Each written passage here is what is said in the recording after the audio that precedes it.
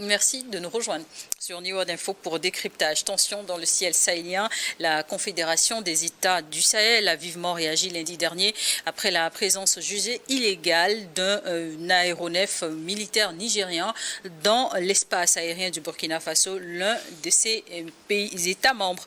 L'AES, dans un communiqué conjoint, a dénoncé une violation de son espace aérien. Le Nigeria a réagi à cet incident qui intervient au lendemain d'une tentative de coup d'État au Bénin où l'armée nigériane avait été appelée en renfort par les autorités béninoises. Mamadou Diouf, bonsoir et bienvenue.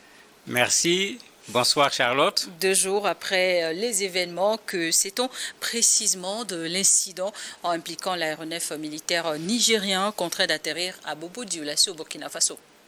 Ce qui est factuel, ce qu'il y a comme fait qui est indiscutable dans cette affaire, c'est qu'il y a un avion militaire, un C-130 qui a atterri au niveau de l'aéroport de Bobo-Dioulasso à l'ouest du Burkina Faso. C'est clair, c'est net. Pourquoi les interprétations ne sont pas les mêmes du côté de l'AES et du côté du Nigeria? Ce qui est constant également, c'est que malgré des déclarations extrêmement fortes, il y avait 11 personnes dans l'avion. Ces personnes ont été entendues. Ces personnes ont été libérées. Sont-ils des militaires? Oui, bon, on dit 2 membres d'équipage. Est-ce qu'ils sont militaires ou pas? Parfois, on ne le précise pas, mais les 9 autres sont des militaires. C'est clair, c'est net. Ils ont été entendus. Un responsable du Burkina a dit sur une chaîne internationale qu'ils ont été mis hors de cause et qu'ils ont été libérés. Mais en principe, où est le scandale en ce moment? Parce que quand on a arrêté des gens, on les a entendus, on les a laissés partir, mais cela suppose qu'il n'y aura plus de poursuites contre ces personnes-là. Est-ce qu'il y avait de quoi faire tout cet tintamarre sur une affaire d'un avion? Malheureusement, c'est comme si aujourd'hui, les réseaux sociaux l'emportent sur la bonne information. Et après, on amplifie, parce que comme on dit influenceurs, ce n'est pas des influenceurs, c'est des amplificateurs qui prennent un phénomène, qui le tirent dans tous les sens, et finalement, après, vous avez une grosse bulle qui finit par se dégonfler parce qu'on a failli présenter un scandale extra. Mais il y a eu ce communiqué officiel lui à la télévision, ou un communiqué dans lequel l'AES dénonce officiellement une violation de son espace aérien. Mais sur le plan du droit international, qu'est-ce qui constitue exactement une intrusion aérienne ou pas? En fait, au niveau de nos pays, autant il y a des frontières terrestres, autant il y a des frontières aériennes. Mais bon, il n'y a pas maritime également. Voilà, mais il n'y a pas de poste frontière quand même dans les airs. Cela veut dire que à travers la SECNA, pour ce qui nous concerne, et une collaboration, quand un avion décolle, il a un itinéraire. Quand tu dois survoler un pays, tu dois avoir une autorisation. Ce n'est même pas une question d'atterrissage, tu dois avoir l'autorisation de survoler un pays. Un pays peut décider que quelque part, je ne veux pas qu'on survole parce qu'il y a des choses là-bas que le pays ne veut pas qu'on voit, etc. Donc il y a une réglementation en la matière. Mais dans cette réglementation, il y a une exception. Cette exception, c'est qu'un avion en difficulté, il ne peut pas s'arrêter en haut pour écrire une demande manuscrite qu'on va timbrer, attendre l'accord de je ne sais pas qui. Il atterrit à l'aéroport. Comme le cas actuel où le Nigeria a justement signalé qu'il y avait besoin d'atterrissage forcé. Effectivement, c'est ce que le Nigeria a signifié. On ne dit pas à un avion, attends. Surtout pas un avion qui dit j'ai des difficultés. On ne lui dit pas, attends. Maintenant, c'est pourquoi j'ai dit, le fait est là, l'avion, c'est clair. L'avion est rentré dans l'espace aérien, c'est clair. L'avion a atterri sur le sol du Burkina, c'est clair. Mais pourquoi? Quand on regarde bien, le contexte joue là-dessus. Tout le monde connaît la position du Nigeria par rapport à l'AES de façon générale.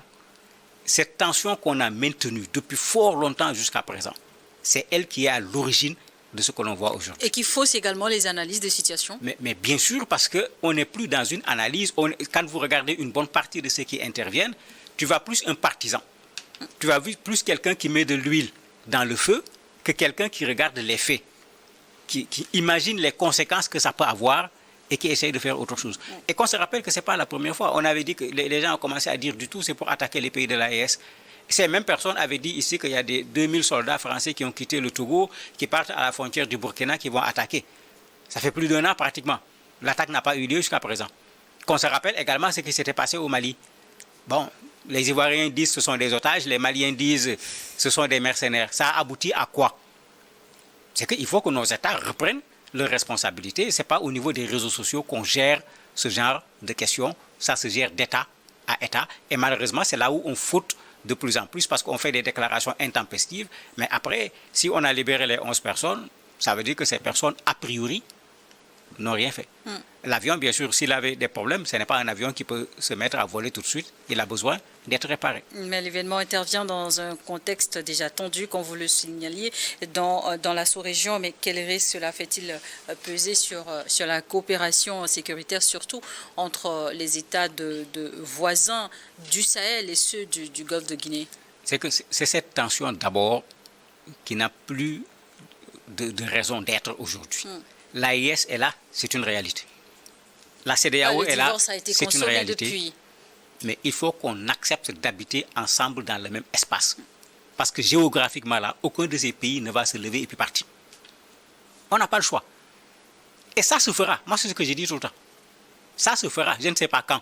Mais la situation va revenir à la normale. Des situations qui révèlent peut-être, qui exposeraient peut-être, selon vous, de réelles difficultés en la matière de l'intégration dans la région. Mais ça pose plusieurs problèmes. Avant de parler d'intégration, la question de la sécurité dont vous avez parlé, mais on ne peut pas régler ce problème de sécurité en Afrique de l'Ouest, en Afrique de façon générale, sans qu'il y ait une énorme coopération entre les pays. Regardez les mouvements que nous combattons. Ces mouvements ne se reconnaissent pas dans un pays. Parfois, même dans leur dénomination, leur champ dépasse nos pays. Quand tu dis Jinim, c'est quel pays? Ils ne parlent pas de pays, ils ne sont pas dans nos logiques de frontières. C'est des gens qui ne sont pas dans une logique d'espace géographique. Quand tu dis Moujao, ils parlent d'Afrique de l'Ouest. Quand tu dis Al-Qaïda au Maghreb, le Maghreb c'est un pays ou c'est plusieurs pays? Mais comment voulez-vous combattre des structures qui agissent dans plusieurs pays, qui traversent les frontières et chaque pays dit je vais mener le combat à mon niveau? Alors que tout le monde sait qu'en matière de renseignement, nous n'avons pas grand-chose. On est obligé de coopérer avec certains pour pouvoir avoir les bons renseignements. Ces échanges-là sont indispensables pour qu'on puisse régler le problème. Ce qui m'étonne, mais on a un exemple qui est là, qui est concret. Quand Boko Haram était au plus fort de sa force, pour amener Boko Haram à reculer, mais il a fallu que le Nigeria, le Niger, le Bénin, le Cameroun se mettent ensemble et tout le monde a vu. Dans le Tchad également. Oui, tout le monde a vu le résultat. Mais pourquoi ne pas tirer la leçon? Même quand on n'est pas d'accord sur le plan politique, on n'est pas d'accord sur les orientations, on n'est pas d'accord sur les partenaires avec qui on va collaborer. Mais la souveraineté permet à chaque État de collaborer avec qui il veut. Mais pour moi, ça n'a rien à voir avec un danger qui est là, qui est un danger pour tout le monde, qu'on doit pouvoir combattre sans tenir compte du fait que nos pays sont d'accord ou pas. Prenons nos traditions africaines de façon simple. Ma case brûle, mais on a fait la bagarre hier. Est-ce que tu vas rester chez toi en disant qu'on a fait la bagarre hier, donc je ne vais pas aider à... C'est la case du voisin, il faut éteindre la case d'abord, mais après on va s'asseoir pour régler notre problème. Et pour moi, ce que l'on vit aujourd'hui, ça dépasse une case qui brûle. Certains observateurs rapprochent cet incident de la tentative de coup d'État au Bénin pour laquelle le Nigeria aurait été sollicité en renfort. Voyez-vous un lien direct ou s'agit-il d'une coïncidence de calendrier? Je me dis que c'est toujours le contexte qui crée le problème. Quand vous regardez d'un point de vue géographique la carte, mais comment un avion qui quitte le Nigeria pour aller au Bénin, qui est frontalier avec le Nigeria, va se retrouver au Burkina? En tout cas, il va être difficile de me convaincre. C'est pourquoi ce que le Nigeria dit, c'est que c'est un avion qui était plutôt en partance pour le Portugal. Pas du tout pour le Bénin. Quand vous regardez la date, en ce moment où l'avion atterrissait à Bobo-Dioulasso, quelle était la situation au niveau du Bénin? Est-ce que l'affaire du coup d'État n'était pas déjà réglée? Parce que c'est vrai que dans les réseaux sociaux, on a continué à parler comme si les choses continuaient, mais à midi, le coup d'État était déjà raté, ça avait échoué, c'était très clair. Il s'agissait plutôt de la poursuite des auteurs du coup d'État que d'un coup d'État qui se continuait. Mais en ce moment, cet avion, il sert à quoi quand le coup d'État a déjà échoué? Mais maintenant, on a exagéré, c'était de l'espionnage, c'est les Français qui sont derrière, comme d'habitude, parce que la France est finalement partout. Je me demande comment les Français font pour être partout. Tout ça a fait que ce qui peut être un incident technique est devenu un énorme problème à cause du contexte et du moment auquel cet incident est arrivé. Et comment ce type d'incident, on reste là-dessus, peut-il impacter les relations entre le Nigeria et puissance régionale et les pays de l'AES? Pour relations déjà très fragiles. Pour le moment, je me dis, il n'y aura pas grand-chose. On a libéré l'équipage, on a libéré les passagers. Ça veut dire déjà que, de façon concrète, dans le réel, on est complètement dans de la comment on l'appelle encore, dans la décrispation. Sinon, le cas des Maliens, c'était resté un problème parce qu'on a gardé les Ivoiriens. Les Ivoiriens, les 49 Donc, soldats. les deux logiques ne sont pas du tout les mêmes ici. Maintenant, comme j'ai dit, c'est dans les réseaux sociaux qu'on a monté toutes sortes d'imagination, mais de façon concrète, le Burkina et le Nigeria sont en train de régler ce problème. Ils ne nous disent pas officiellement ce qu'ils font, mais ce que nous voyons sur le terrain, c'est que le problème il est en train d'être résolu et on le verra, cet avion réparé risque de s'envoler pour retourner au Nigeria très certainement. Et pour moi, c'est ça qui est logique. On n'a aucun intérêt à maintenir cette tension inutile au niveau de l'Afrique de l'Ouest. Ce n'est ni l'intérêt de l'AES, ni l'intérêt des pays qui sont restés à l'intérieur de la CEDEAO. Et encore une fois, que nos chefs d'État sachent que ce que les populations attendent d'eux, c'est qu'ils règlent nos problèmes, mais pas qu'ils se crêpent des chignons. Autre question qu'on se pose aussi, est-ce que cet incident peut-il être un révélateur des tensions profondes sur la question du contrôle de l'espace aérien, notamment depuis la création de l'AES? C'est un sérieux problème au niveau de l'espace aérien, puisque quand tu soupçonnes l'autre, parce que c'est ce soupçon qui fait que tout devient compliqué. Quand tu soupçonnes l'autre... Et suspect en même temps. Chaque geste dès qu'il y a quelque chose, c'est 1000 interrogations. C'est logique, parce que quand on est en situation de guerre, il y a une vigilance quand même qui est un minimum pour un pays qui doit se protéger. Mais se protéger, pourquoi parce qu'il faut se poser la question, pourquoi le Nigeria va attaquer le Burkina aujourd'hui? Quel argument le Nigeria va avoir pour attaquer le Burkina? Quand on pose les bonnes questions, on se demande, mais ils vont attaquer le Burkina, pourquoi? Mais s'ils le font, ils auront très certainement tout le monde contre eux.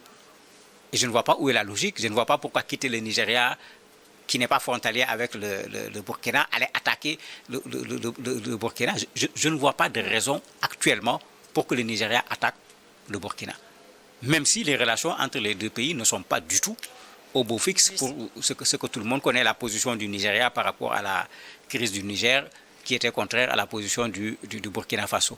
Mais pour moi, ça, ce n'est plus une raison pour parler d'une guerre. Et quand on parlait de guerre à l'époque au niveau de la CEDEAO, c'était plutôt par rapport au Niger, pas par rapport au Burkina Faso. Donc, il faut regarder les faits comme ils sont. Quand on le fait, vous allez voir, il y a beaucoup de chaleur qu'on veut dégager, alors que bon, il n'y a pas le feu pour qu'il y ait cette chaleur-là. Il n'y a pas le feu, vous le dites, mais quel scénario envisager pour les prochains jours? Apaisement diplomatique, enquête conjointe, ou qu'est-ce qui pourrait se passer ensuite? Moi, je suis partisan de deux choses. L'apaisement. On n'est pas d'accord, il n'y a pas de souci. Mais ce qu'on doit faire, qu'on le fasse dans les règles. Deuxième chose, dans cette situation où vous avez de la manipulation aujourd'hui de toutes parts, pour qu'on puisse savoir la vérité, il y a une règle qui est élémentaire. C'est une commission d'enquête indépendante qui va retracer ce qui s'est passé et dire exactement qu'est-ce qu'il y a eu. Mais si c'est de chaque côté que les gens se mettent à dire, en tant que journaliste, tu dis voilà ce qu'on a dit, voilà les faits. Tu tires tes propres conclusions sur la base de ces éléments-là, mais une commission d'enquête permet de dire clairement ce qui se passe. Parce que sur les questions d'aviation, que les gens soient clairs, quand un avion décolle, on sait qu'il décolle, on sait où il va, on connaît son itinéraire. C'est nous qui ne voyons pas les routes dans le ciel, mais il y a des routes au niveau du ciel. Donc un avion ne vole pas comme ça au hasard. Si on veut faire le travail qu'il faut, en termes militaires, il y a des procédures normales lorsqu'un avion en détresse entre dans un espace aérien étranger sans autorisation. Mais bien sûr, ils sont obligés d'informer l'aéroport le plus proche. Parce qu'on ne peut pas descendre dans un aéroport directement. Pour qu'un avion atterrisse, mais il le fait en relation avec les services techniques qui sont au niveau de l'aéroport. C'est la tour de contrôle qui lui dit de prendre telle direction, de venir, qui dit attention, il y a un avion qu'il faut dégager, tu ne peux pas venir descendre. Parce que l'avion n'est pas une voiture. On ne vient pas se garer un peu à côté, non. Il a besoin d'un espace minimum en fonction de la taille de l'avion pour atterrir. Mais tout ça, tu le règles avec la tour de contrôle. On n'atterrit pas avec son avion tout seul, sauf dans les cas de catastrophes extraordinaires où le gars ne cherche même plus un avion, un aéroport plutôt, il cherche juste un espace plat pour atterrir parce que s'il n'atterrit pas, l'avion tombe. À part ces cas extrêmes, mais quand tu descends dans un aéroport, mais tout le monde sait que quand un avion rentre dans ton espace aérien, si tu as les éléments techniques qu'il faut, tu sais qu'il y a un avion dans ton espace aérien, puisque tu as tout ce qu'il faut pour voir ce qui se passe dans l'espace aérien. Mais là, on parle, c'est le cas d'un avion, mais on se souvient également l'affaire de drone malien abattu par l'Algérie, une affaire qui n'est toujours pas encore très, très bien élucidée. Mais, même chose, un drone abattu dans un contexte où la crise était au sommet entre le Mali et l'Algérie. Chaque pays donne sa version. Quelle est la bonne version? Commission d'enquête indépendante. En fait, il y a une façon de régler. En fait, quand on veut régler les problèmes sans passer par la guerre, toutes les méthodes, toutes les techniques sont là pour pouvoir résoudre les problèmes. Mais quand chacun veut profiter d'un événement pour tirer la couverture de son côté, mais ça crée tout cet enfumage qu'on a sur des faits qu'on va faire enfler et au finish, la montagne va accoucher d'une souris. Merci, Mamadou Diouf. Merci d'avoir accepté de répondre à nos questions. Merci à vous également de nous avoir suivis dans Décryptage.